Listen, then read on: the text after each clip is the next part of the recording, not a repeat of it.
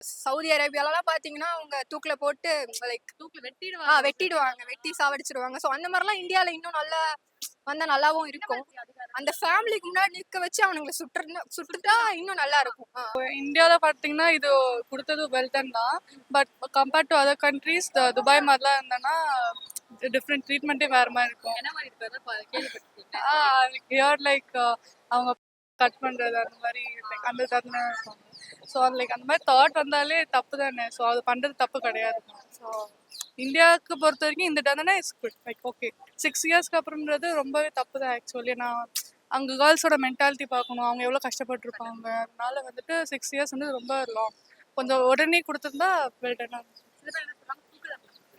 அதுவும் like okay தான். But அவங்களுக்கு நம்ம அந்த கேர்ள்ஸோட ட்ராமாஸ் பார்த்துக்கும் போது அவங்களுக்கு நம்ம லைஃப் லாங் இந்த தண்டனை கொடுக்கும்போது அவங்களுக்கு அது லைக் தூக்கு தண்டனை டக்குன்னு அவங்க போயிடுவாங்கல்ல. ஸோ அதுக்கு அதனால அவங்களுக்கு ஜெயிலே லைஃப் லாங் இருக்கும்போது அவங்களுக்கு கொஞ்சம் மென்டல் டார்ச்சராக இருக்கும்ல. அதனால அவங்களுக்கு அதை பர்ஃபெக்ட் பண்ணிட்டே இருப்பாங்க.